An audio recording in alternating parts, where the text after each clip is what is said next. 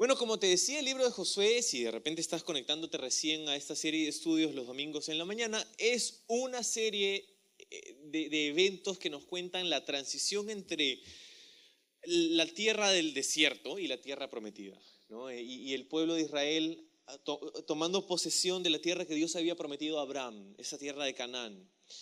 Y habitando allí y conquistando esta tierra que Dios les había dado. La tierra es de Dios, no es ni de Israel, ni tuya, ni mía. La tierra es de Dios y Dios se le da a quien quiere. Entonces, en este caso, Dios había prometido esta tierra siglos atrás, del tiempo de Josué. Pero no solamente este libro es un libro de historia o de estas conquistas que vemos, que es predominantemente de eso, pero en este libro encontramos muchas sombras, muchos tipos y paralelos. Está en la Biblia porque no solamente es un libro de historia, sino que es un libro que tiene mucha enseñanza para nosotros, que se aplica a nuestra vida de una forma directa. Entonces, lo que tenemos hoy en el libro de Josué, bueno, hemos visto que el pueblo de Israel ha entrado, ya está en la tierra de Canaán, ha conquistado esta primera ciudad, que conquistado en realidad entre comillas, porque es Dios quien se la dio, a la ciudad de Jericó. Entonces ellos fueron y guiados por Josué, quien estaba siendo guiado por el Señor, marcharon alrededor de la ciudad 7 días seguidos y los muros de Jericó se derrumbaron, se cayeron y ellos pudieron tomar esta ciudad. Pero había una consigna para la ciudad de Jericó y esta sería que fuera la ciudad y todo lo que en ella había para el Señor, y todo despojo, toda ganancia de aquella ciudad sería para Dios y sería enteramente para Él. No debía a nadie tomar estas ganancias pues, que encontrarían en la ciudad.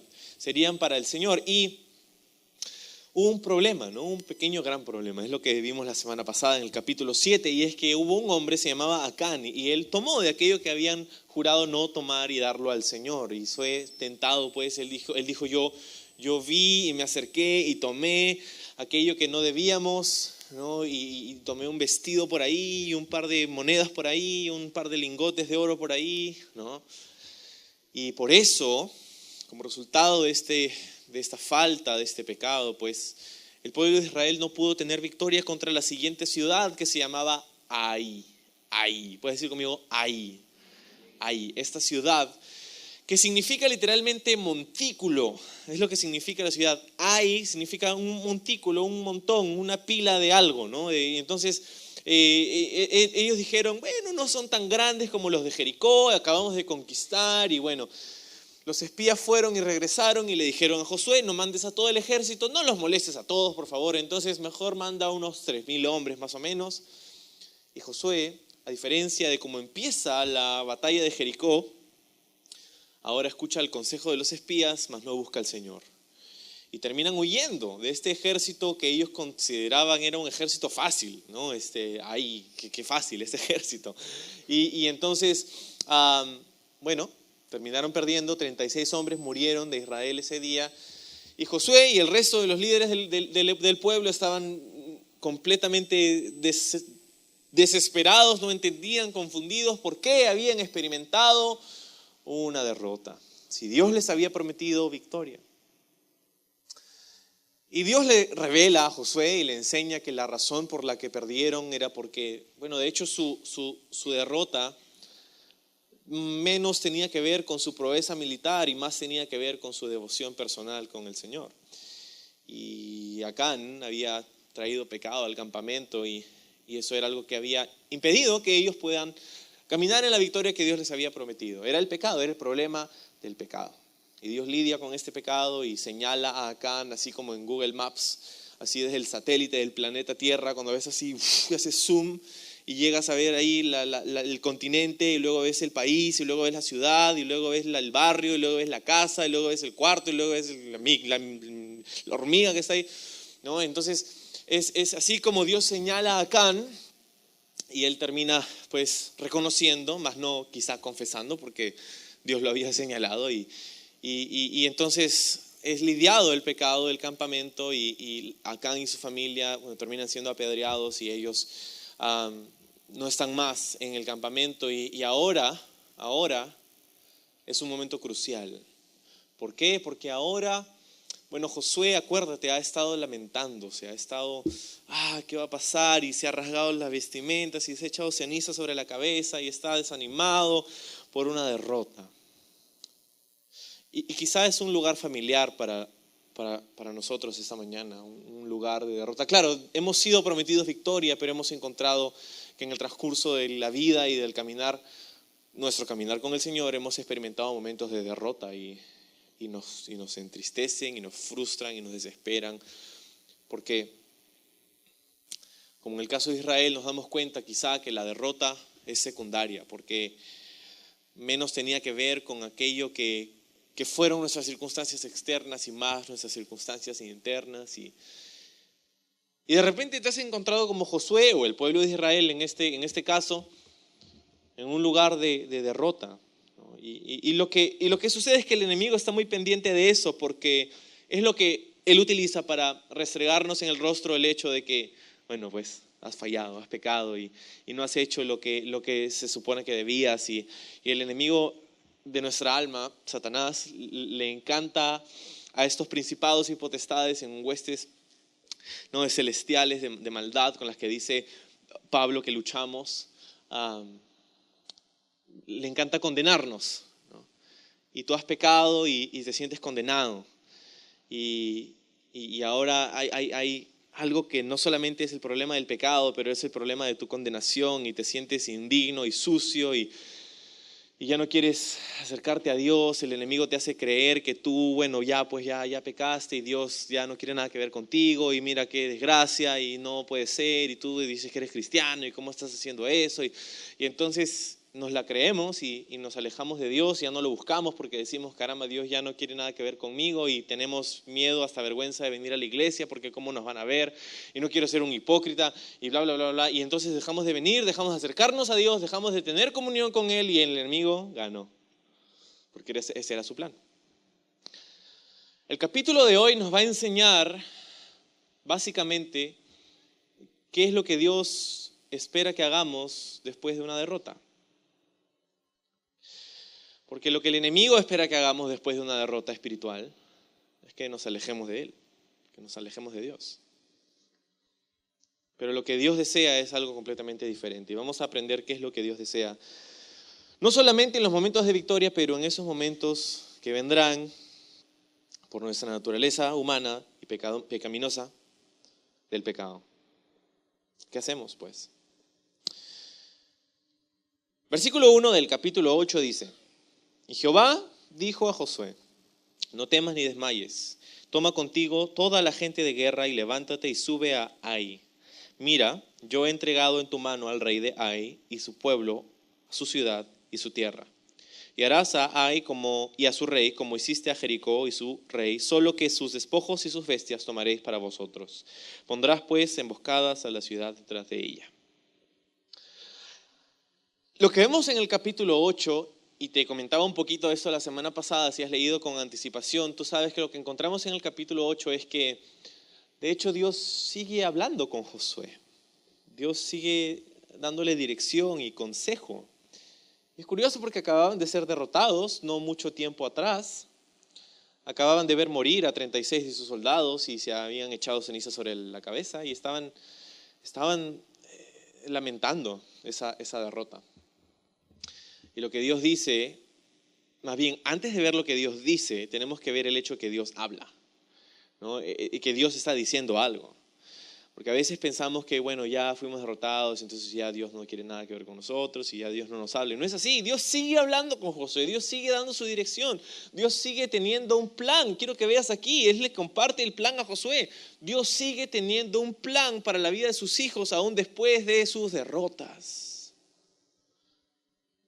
Y espero que sepas eso, porque a no ser que seas un súper cristiano, que no existe, tú has estado en ese lugar, o quizá estás en ese lugar. Y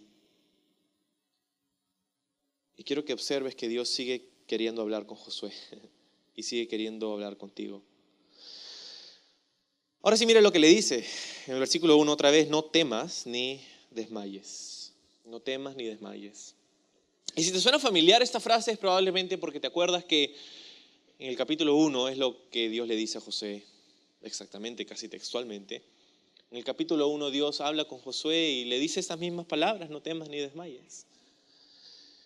Y ahora encontramos que Dios está hablando con Josué, le está diciendo esas mismas palabras y uno se pregunta, oye, como que ya escuché eso, ¿no?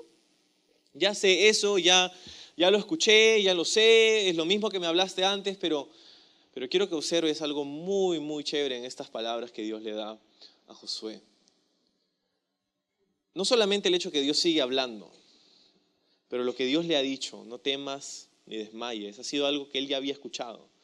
Y no sé si te ha pasado, pero de repente Dios te ha dicho algo, o te ha repetido algo que ya te había dicho antes.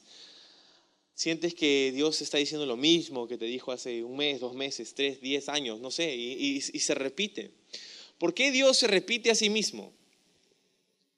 De hecho, la palabra no temas o la frase no temas se encuentra, algunos dijeron, yo no lo conté, pero si tú quieres contarlo, me avisas después, unas 365 veces en la Biblia, que Dios le dice al hombre: no temas, no temas, no temas, no temas.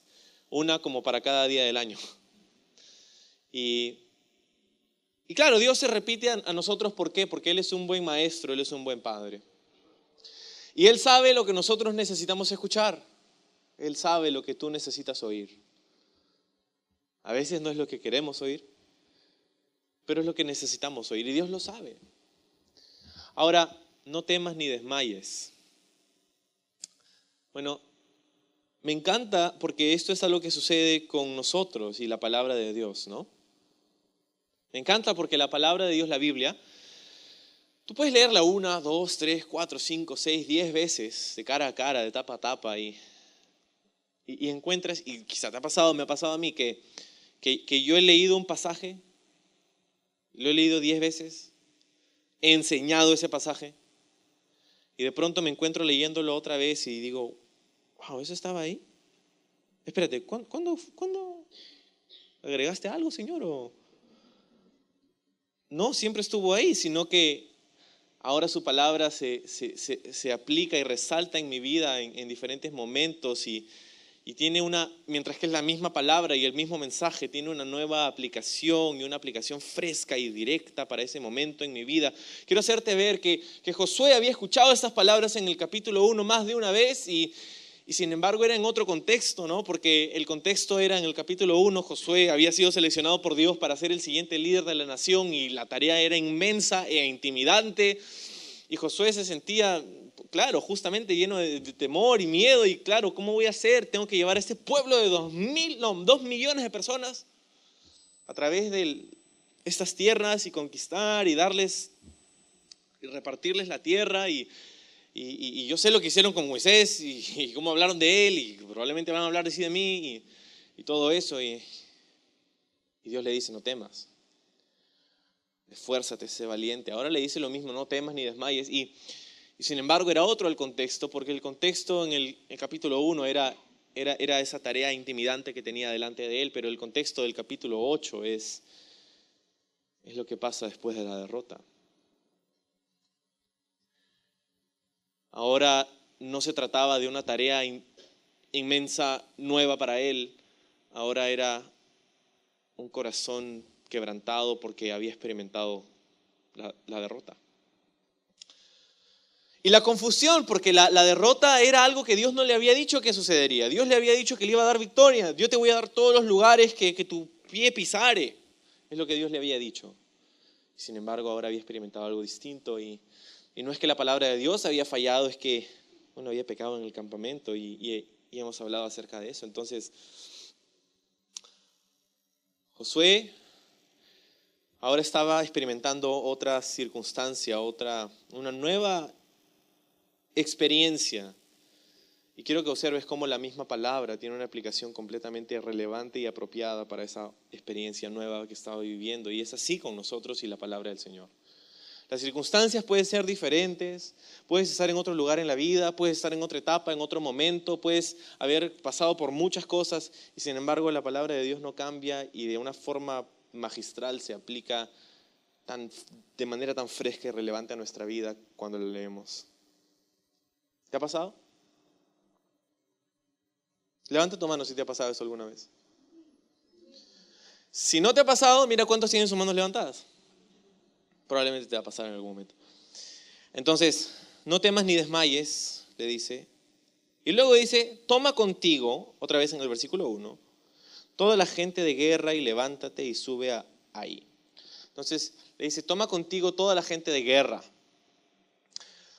Ahora, Dios le dice, no, todos tienen que estar involucrados. El consejo de los espías fue, manda unos 3,000. Dios le dice, no, manda a todos. Todos tienen que participar de esto que yo quiero hacer. Yo quiero que todos participen porque quiero que todos vean mi mano. Quiero que todos me conozcan. Quiero que todos sean partícipes de esto que estoy haciendo. Y esa es quizás una palabra para nosotros también. Dios te ha puesto en este lugar y Dios te ha dado dones y talentos y Dios quiere usarlos para su gloria y el beneficio de su pueblo. Quiero que observes que la obra de Dios no era de unos cuantos, de un líder superdotado, unos cuantos hábiles para la guerra. Dice, toma todo el ejército, los buenos y los malos, los que son buenos con la espada, los que no tanto, los altos, los chatos, todos. Quiero que tomes a todos, a todo el ejército y de eso se trata. Dios quiere usarte a ti y quiere usarnos a todos. Quiere que seamos parte de su obra, no solamente unas cuantas personas, pero todo su pueblo. Mira, dice después, levántate y sube ahí. Esa palabra, podríamos pasar el resto de nuestro tiempo esta mañana en esa sola palabra. Dios le dice, levántate. ¿Cómo sales de un lugar de derrota? Levantándote. La Biblia está llena de versículos como en el libro de Proverbios donde nos dice que aunque el justo cayera 7 veces, Dios lo levanta de cada una de esas caídas. La Biblia dice que Dios no va a dejar que el justo esté postrado para siempre. Y Dios le dice a Josué, levántate y ve, levántate. Y le tiene que decir eso porque Josué estaba postrado y probablemente literalmente postrado y lleno, así como cuando estaba lamentando esta derrota horrible, ¿no? Y Dios le dice, levántate.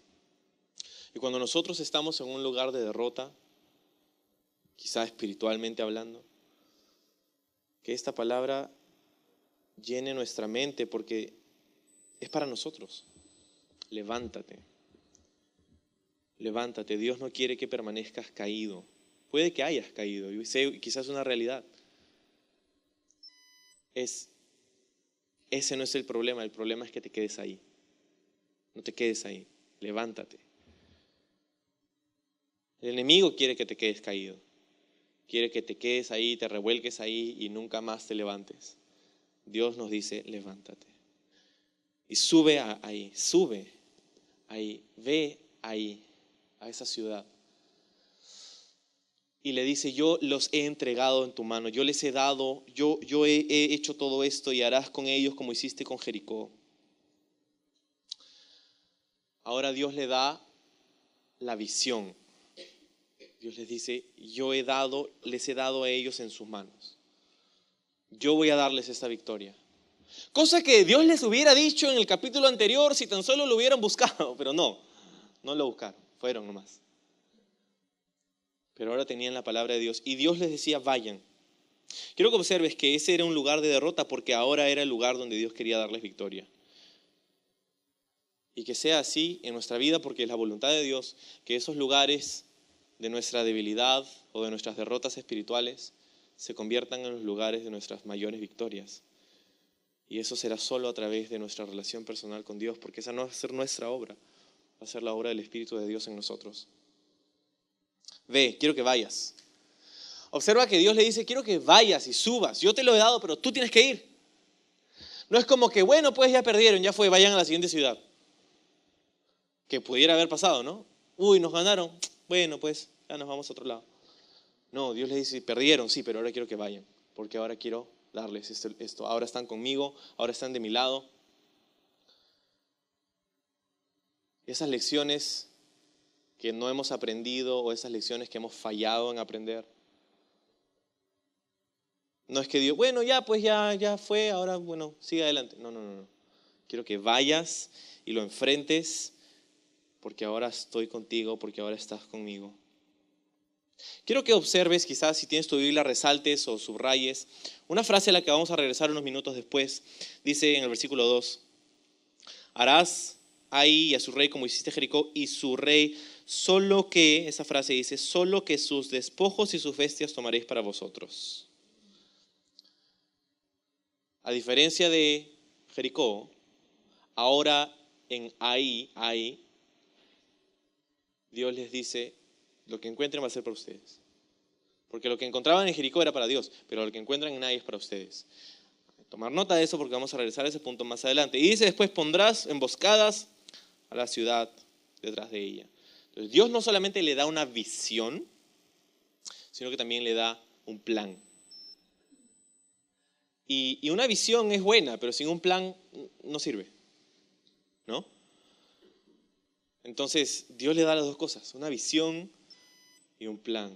Dios no solamente nos enseña la meta, sino que también nos enseña cómo llegar ahí, a través de su palabra. Vas a poner una emboscada. Entonces, versículo 3. Entonces se levantaron Josué y toda la gente de guerra para subir contra Ai, y escogió Josué 30,000 hombres fuertes, los cuales envió de noche. Y les mandó diciendo, atended, pondréis emboscada a la ciudad detrás de ella. No os alejaréis de mucho de la ciudad y estaréis todos dispuestos. Y yo y todo el pueblo que está conmigo nos acercaremos a la ciudad, y cuando salgan ellos contra nosotros, como hicieron antes, huiremos delante de ellos. Y ellos saldrán tras nosotros hasta que los alejemos de la ciudad, porque dirán, huyen de nosotros como la primera vez. Huiremos pues delante de ellos. Entonces vosotros os levantaréis de la emboscada y tomaréis la ciudad, pues Jehová vuestro Dios la entregará en vuestras manos. Y cuando la hayáis tomado, le prenderéis fuego, haréis conforme a la palabra de Jehová, mirad que os lo he mandado. Entonces, Dios les da aquí el plan a través de Josué. Y les dice, ahora esta vez vamos a poner una emboscada. Vamos a dividir el ejército en dos, y una parte va a ir conmigo, Josué dice, y vamos a hacer como si estuviéramos en el capítulo 7. Vamos a ir, ¿no? Otra vez, y ellos van a pensar, es el capítulo 7 y les ganamos, vamos otra vez. Entonces van a ir como pensando que nos van a ganar otra vez, y nosotros vamos a hacer como que nos están venciendo. Y van a huir, vamos a huir. ¿No? Vamos a hacer así, vamos a hacer vamos a ir preparándonos, así como, ¿no? Como para el mismo partido de fútbol. Entonces, cuando meten foul, ¿no? Y entonces vamos a hacer eso, y van a pensar que nos van a ganar, y van a salir con todo para poder sacarnos la mugre. Y nosotros vamos a correr lo suficiente como para que todo el ejército salga, y cuando todos hayan salido, ustedes que se están escondiendo por atrás, entran, y bada bing, bada boom, ahí está. Ese era el plan, un plan diferente. Sin embargo, era una misma meta, era la victoria. Dios le dice, vas a hacer lo mismo que pasó en Jericó, pero espérate, no es lo mismo. No, sí, la misma es la victoria, el plan es lo que es diferente. Y hay un principio para nosotros, porque a veces pensamos que como que ya hemos entendido a Dios. Suena ridículo incluso decirlo, pero a veces pensamos que, yo sé cómo es la cosa, ya yo tengo tantos años de creyente, ya yo tanto, ¿no? Ya conozco la Biblia, entonces yo como que ya sé ya cómo es la cosa ya. Y pensamos que hemos averiguado cómo funciona esto de Dios, ¿no? Y encasillamos a Dios y le ponemos su etiqueta y su cajita, ahí domingo en la mañana, Calvary Lima, ahí está, me voy, regreso, y ya sé cómo es, ya sé cómo es. Pero la cosa es que, si te das cuenta, la razón por la que fueron derrotados la primera vez es porque no estaban dependiendo de Él, estaban dependiendo de sus propias fuerzas, de sus propias ideas, de los consejos de los espías, más no del Señor. Y ahora que tendrán victoria, porque la tendrán, si has leído de antemano sabes que eso es lo que va a pasar. No quiero arruinarte la película, pero está en la Biblia. Entonces van a tener victoria, y la victoria que van a tener va a ser porque han escuchado y están obedeciendo la palabra del Señor. Y así va a pasar contigo y conmigo. Verás, es el momento en el que decimos, ya yo sé, ya yo como que, bueno, Dios, ya sí, cuando estaba mal, así, cuando estaba en la crisis, ahí te buscaba, pero ahora que estoy así un poco más, así más chévere, ya como que, ya yo puedo, señora, o sea que, no, tranquilo, ¿no? Y es ahí donde nos metemos con problemas, porque dejamos de depender del Señor y pensamos, ya yo puedo, ¿no? Y así como que ya no, eso de Dios ya como que, y, y es ahí donde nos vamos de cara, ¿no? Y entonces les da un nuevo plan, porque mientras que la meta es la misma, el plan cambia. Y, y Dios desea hacer cosas nuevas y diferentes en nuestra vida. Y si no estamos pendientes y si no estamos en esta comunión íntima con Él, vamos a perdernos de lo enormemente satisfactorio que es esa intimidad con Dios. Y lo vamos a transformar en una rutina, lo vamos a transformar en una serie de cosas que hacemos, que en última instancia se convierten en una religión. Y hacemos cosas porque las hemos hecho todo el tiempo y hacemos las cosas y no hay frescura y no hay verdadero crecimiento y no hay verdadero cambio y no hay transformación y no estás yendo hacia arriba, hacia adelante, pero estás quedándote en el mismo lugar y quizás estás retrocediendo. ¿Por qué? Porque has dejado de tener esa intimidad, esa comunión con el Señor. En el libro de Apocalipsis, Jesús tiene algo que decir a una iglesia que era enormemente potente en obras, era la iglesia en Éfeso y le había dicho, tú tienes obras increíbles, sin embargo has dejado tu primer amor. Tengo esto contra ti, le dice Jesús a esta iglesia. Has dejado tu primer amor. Y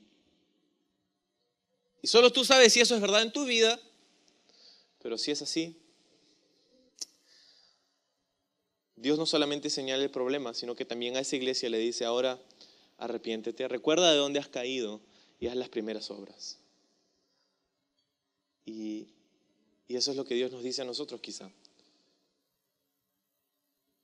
Esa devoción, esa intimidad, esa satisfacción que tenías cuando me buscabas, cuando leías mi palabra.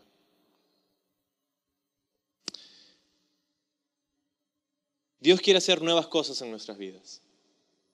La meta es la misma, pero su plan va a ser diferente. Señor, ¿cómo quieres obrar en mí hoy? ¿Estás siendo guiado por el Espíritu de Dios? ¿Estás siendo guiado por el Señor? ¿O estás siendo guiado por la cultura o por tus padres o por lo que has aprendido en el mundo o lo que se espera de ti? O ¿cuál es tu guía? Deberíamos más bien levantarnos cada día y saber, si sabemos que Dios quiere hacer algo nuevo en nuestra vida y quiere hacerlo cada día, entonces deberíamos levantarnos a la pregunta, Señor, ¿qué deseas hacer hoy? Porque si solamente estás siguiendo con tu horario, y no hay nada malo con horarios, pero si solamente tu relación con Dios se trata de una serie de rutinas que haces para como de estar bien con el de arriba, no estás bien para nada, ¿no? Porque eso no es lo que Dios desea. Entonces, Jesús habló de esto en una parábola y dijo, el vino nuevo no se pone en odres viejos. Y luego dijo, y un vestido nuevo, un vestido no se remienda con un paño nuevo. Y a veces de repente has leído esa parábola y dices, ok.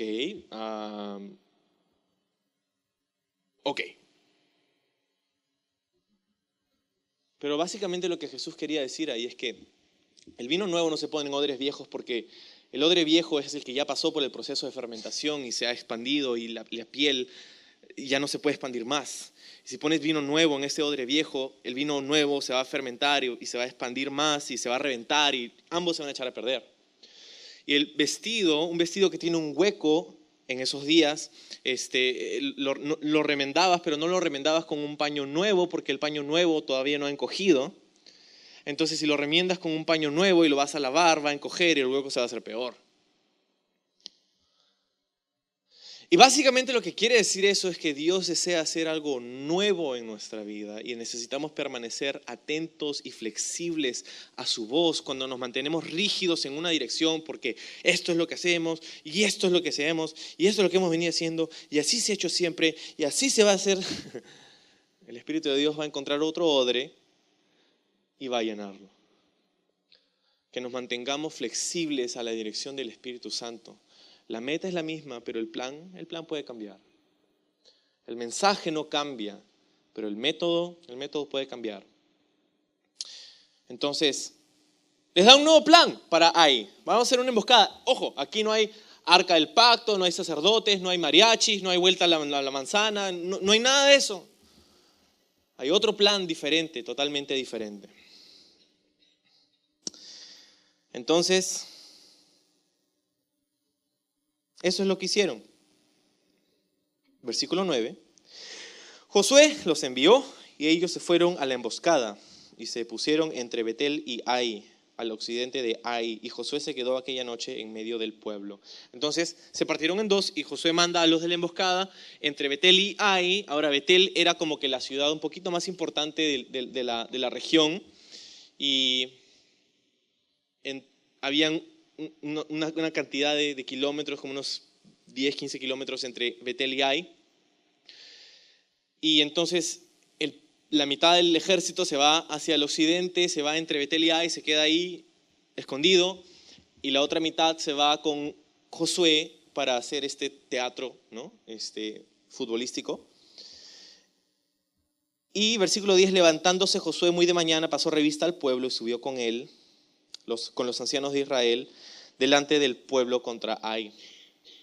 Toda la gente de guerra que con él estaba subió y se acercó y llegaron delante de la ciudad y acamparon al norte de Ai, y el valle estaba entre él y Ai. Y tomó los 5,000 hombres y los puso en emboscada entre Betel y Ai en el occidente de la ciudad. Entonces, esta emboscada serviría para dos propósitos. Una, obviamente, para poder tomar la ciudad una vez que los ejércitos salgan, pero otra también es para impedir los refuerzos que venían de Betel, ¿no? Entonces estaba ahí cortando el camino. Versículo 14, y aconteció que viéndolo el rey de Ai, él y su pueblo se apresuraron y madrugaron. Y al tiempo señalado, los hombres de la ciudad salieron al encuentro de Israel para combatir frente al Arabá, no sabiendo que estaba puesta emboscada a espaldas de la ciudad. Ojo, fíjate que los enemigos también se levantan temprano.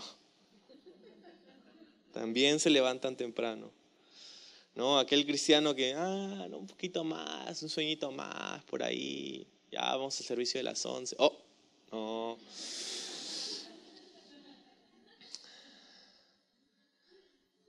Nuestro enemigo no descansa y está ahí buscando cómo hacerte caer. Pedro dice que tenemos un adversario, el diablo, y está paseándose como un león rugiente buscando a quien devorar. Y si nuestro enemigo no descansa, nosotros tampoco podemos descansar si esperamos caminar en victoria. Entonces, fueron y pusieron la emboscada. Entonces, versículo 15, Josué y todo Israel se fingieron vencidos y huyeron delante de ellos por el camino del desierto. Nos están venciendo, y se fueron corriendo, ¿no? Y todo el pueblo que estaba en Ai se juntó para seguirles y siguieron a Josué, siendo así alejados de la ciudad. No quedó hombre en Ai ni Betel que no saliera tras Israel, y para seguir a Israel dejaron la ciudad abierta. Entonces Jehová dijo a Josué, extiende la lanza que tienes en tu mano hacia Ai, porque yo la entregaré en tu mano. Y Josué extendió la lanza hacia la ciudad. Josué extendió hacia la ciudad la lanza que tenía en su mano. Levantándose prontamente de su lugar, los que estaban en la emboscada corrieron luego que él alzó su mano y vinieron a la ciudad y la tomaron, y se apresuraron a prenderle fuego. Y los hombres de Ai volvieron el rostro y no lo podían creer. Y al mirar he aquí el humo de la ciudad subía al cielo, y no pudieron huir ni a una parte ni a otra, porque el pueblo que iba huyendo hacia el desierto se volvió contra los que les seguían. Y Josué y todo Israel, viendo que los que que los de la emboscada habían tomado la ciudad y que el humo de la ciudad subía, se volvieron y atacaron a los de Ai. Y los otros salieron de la ciudad a su encuentro, y así fueron encerrados en medio de Israel, los unos por un lado y los otros por el otro. Y los siguieron hasta que no quedó ninguno de ellos que escapase. Entonces, el plan de Dios funcionó, la emboscada funcionó, el teatro funcionó y tuvieron victoria. Ahora, esta historia, y juntamente con ella muchas otras en el libro de Josué y en algunas otras partes de la Biblia, es preocupante para algunas personas. Porque, bueno, hemos mencionado esto antes, pero valdría la pena mencionarlo otra vez. Hay gente que tiene un problema con Dios, quien manda a hacer guerras, ¿no? Y cómo Dios puede mandar a este pueblo de Israel a hacer estas guerras, y gente que no puede reconciliar cómo un Dios de amor, como se presenta en el Nuevo Testamento, podría mandarle a Josué y a su pueblo a hacer este tipo de cosas.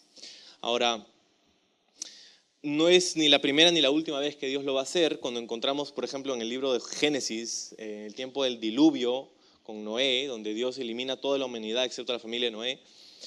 Encontramos en Sodoma y Gomorra, cuando Dios ejerce su juicio sobre esa ciudad también y no queda nadie más la familia de Abraham y Lot. Entonces, ¿cómo reconciliamos esto? Y es que tenemos que saber que adoramos a un Dios perfectamente justo y perfectamente santo, cuyo juicio es real. El juicio de Dios es verdadero. El juicio de Dios no es una cosa así como que, ¿no?, de película o de esas palabras así espiritualonas, que el juicio de Dios. El juicio de Dios es verdadero, porque Dios es juez, el juez de la humanidad, y Dios va a juzgar a cada uno de nosotros en algún momento. Todos los seres humanos seremos juzgados por nuestro Creador. Ahora, cuando Dios decide poner su juicio, ¿no?, adelantar su juicio, esa es su decisión, ¿no? Dios decide adelantar su juicio y lo hace porque tiene una meta en mente. La meta que tenía en mente eres tú. Es tu salvación. Es que no perezcas, pero que te arrepientas y tengas vida eterna en Jesús. Tú eres su meta. Por eso vino Jesús a morir en la cruz, para pagar tus pecados, para que tú puedas tener una comunión personal con Dios y puedas ser perdonado justamente por un Dios justo. Pero tú te dices, ¿qué tiene eso que ver con las guerras de Canaán? Bueno, acuérdate que la promesa de Dios fue hacia Abraham: voy a darte un pueblo, voy a hacerte padre de una muchedumbre, voy a darte una tierra para que esa muchedumbre viva en esa tierra, la tierra prometida, y voy a hacer que tú seas de bendición para todas las familias de la tierra. Y esa es la parte de la promesa que a veces nos ha confundido, ¿no? Dios le dice a Abraham: en ti serán bendecidas todas las familias de la tierra. Y nosotros nos preguntamos, ¿yo soy una familia de la tierra? ¿Cómo soy bendecido por Abraham?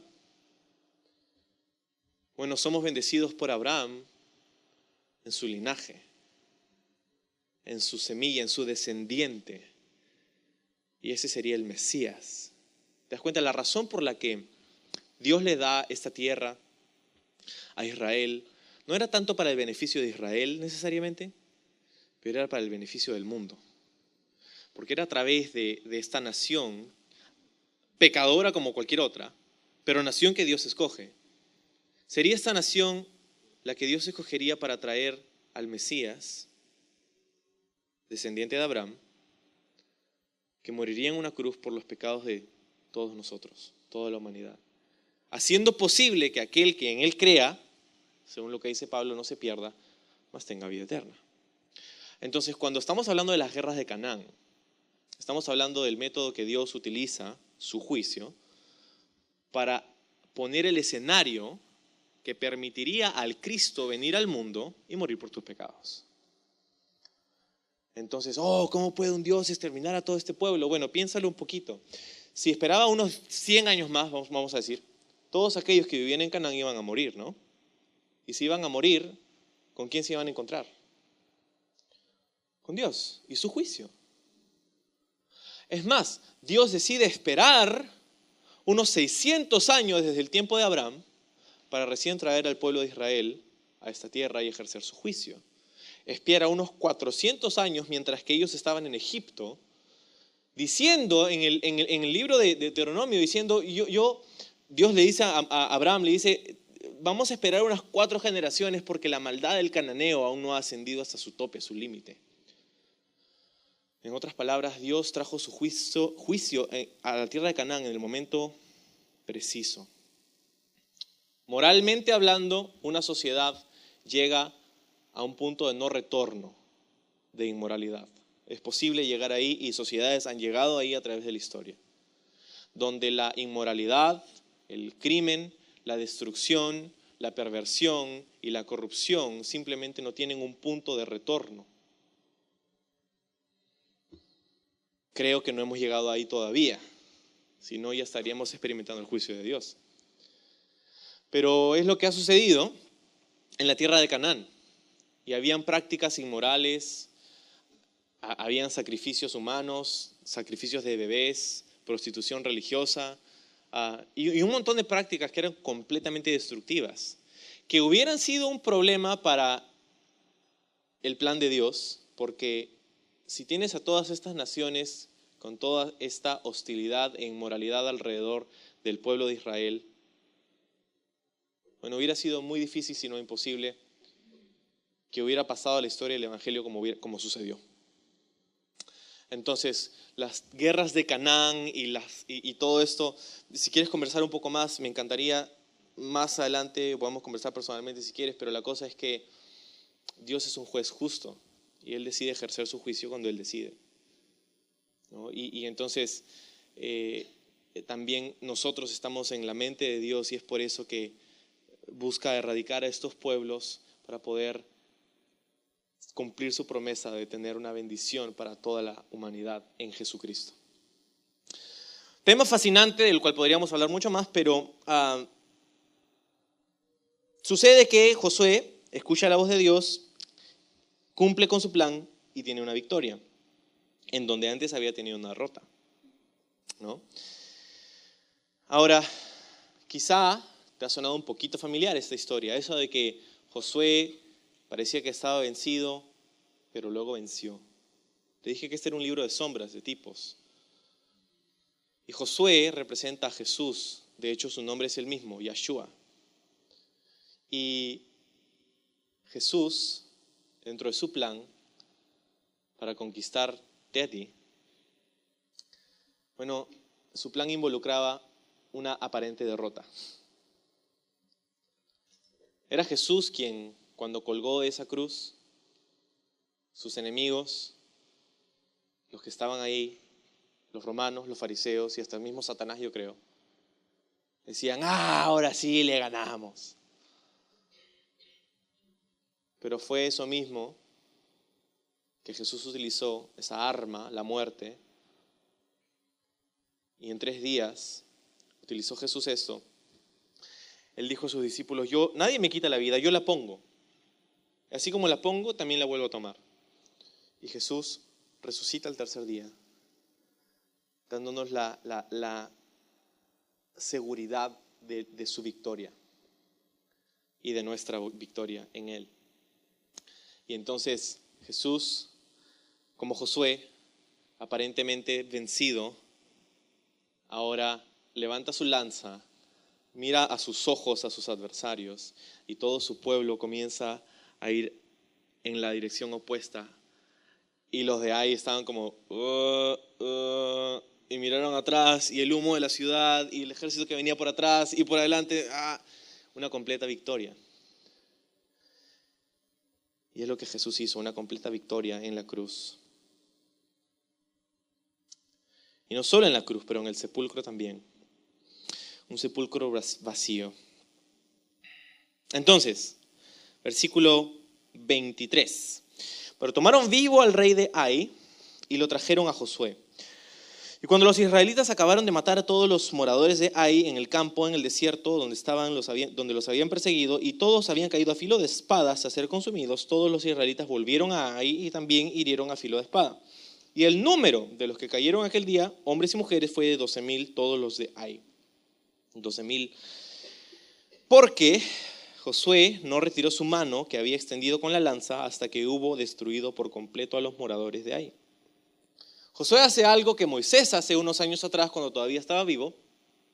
En el valle de Refidim, cuando pelearon contra los de Amalek, ¿te acuerdas? Moisés levantaba sus manos y cuando levantaba sus manos ganaban y cuando la bajaba perdían. Y Moisés, no sé si le pareció gracioso, pero y se cansó, así que vinieron dos personas que le ayudaron a poner sus manos en alto. Y esto era algo que de hecho simbolizaba esa dependencia que el pueblo debía tener, que Moisés debía tener como líder en el Señor, que la victoria no se encontraba otra vez en su fuerza, pero en su dependencia del Señor. Y ahora Josué hace lo mismo, con una espada, con una lanza en su mano.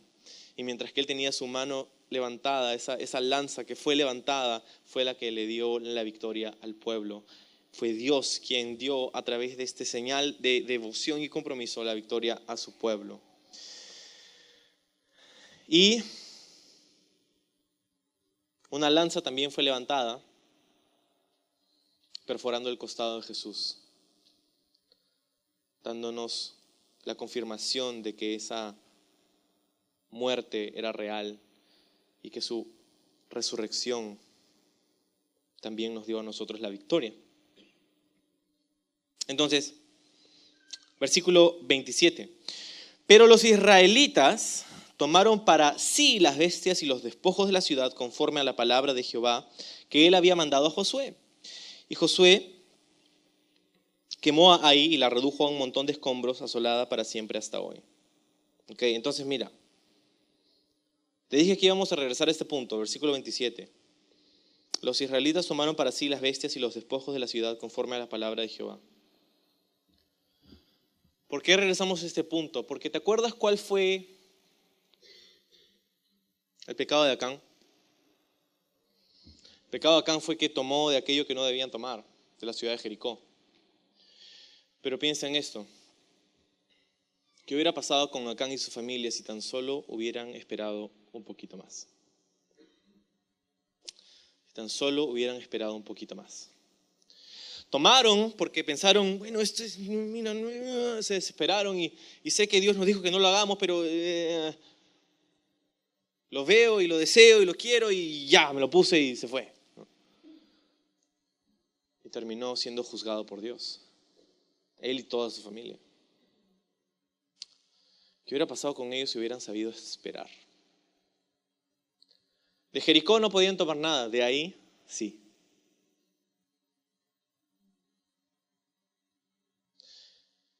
Y hay una lección para nosotros ahí. Una lección muy grande acerca de esperar el tiempo del Señor. Vivimos en una cultura que lo quiere todo ya, ahora, para ayer. Una cultura que tiene todo el conocimiento conocido al hombre a disposición de sus dedos en un aparato que lleva consigo todo el día. La cultura de la comida rápida, donde todo es instantáneo ahora. Y esta cultura donde todo es instantáneo ahora también es una cultura que no sabe esperar, no sabemos esperar. Pero lo que el pecado te dice, como se lo dijo a Acán, es: yo te doy un poco de placer ahora. Un poco de placer ahora. Es lo que el pecado te dice. Y el pecado es divertido. Si el pecado no fuera divertido, nadie pecaría, ¿no? Pero lo que el pecado no te dice, así como los anuncios de la televisión, es bueno, es un poco de pecado ahora, pero es una vida de dolor más tarde. Un poco de placer ahora, una vida de dolor más tarde. Pero lo que Dios nos dice es un poco de dolor ahora y una vida de placer más tarde. Dios nos dice, espera un tiempo, el saber esperar en el Señor. A veces hemos fracasado y hemos caído de bruces porque no hemos sabido esperar. Vidas enteras son destruidas porque no sabemos esperar. familias, matrimonios, hijos.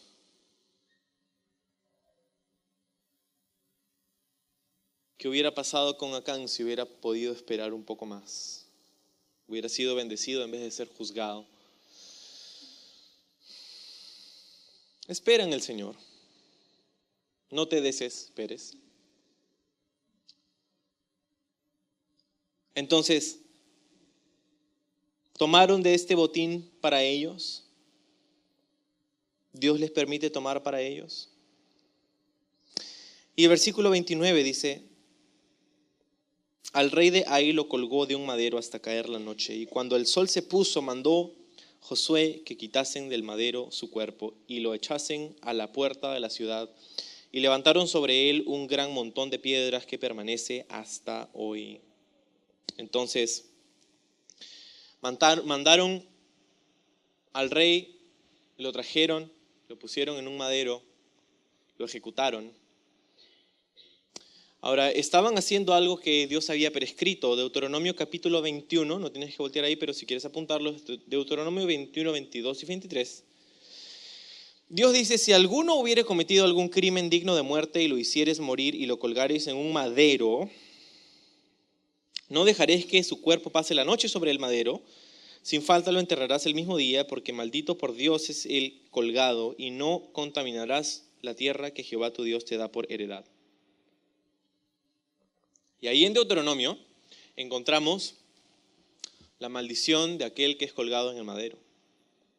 Una maldición expresa de Dios para todo aquel que cuelga de un madero. La maldición del pecado y la ley. Y eso es lo que hacen con el rey de Ai.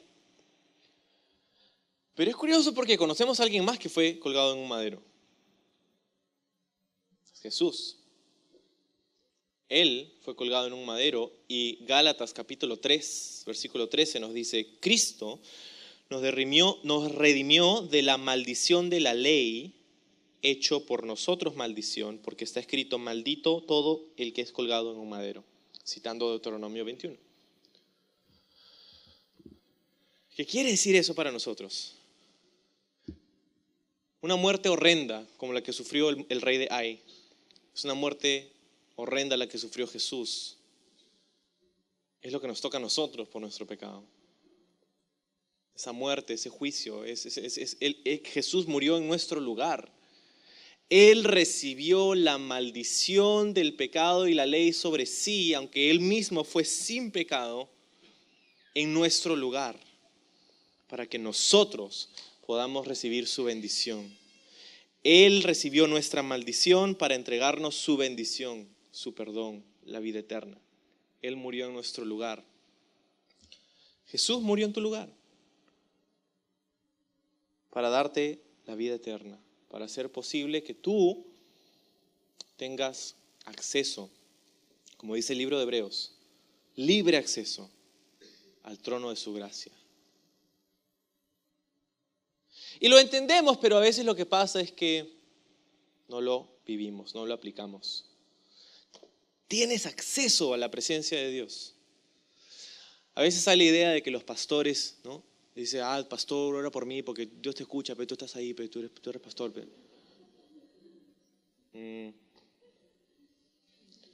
No, Dios escucha a ti también. Te escucha a ti tanto como me escucha a mí. A mí no me escucha más de lo que te escucha a ti. Tú y yo tenemos igualmente libre acceso a la presencia de Dios a través del sacrificio de Jesús. Él hace posible ese perdón y ese acceso. Pero teniendo acceso no es suficiente. Tener acceso es bueno saberlo, pero si no caminas por las puertas, si no pasas, ¿de qué te sirve saber que tienes una llave si nunca la usas? Entonces, aprovecha que tienes acceso a la presencia de Dios. No te creas la mentira del enemigo que te dice: no, tú ya no vales, no sirves, mira cómo has pecado, cómo has caído. ¿Te acuerdas? Hoy día estábamos hablando de qué? De qué hacer después de la derrota.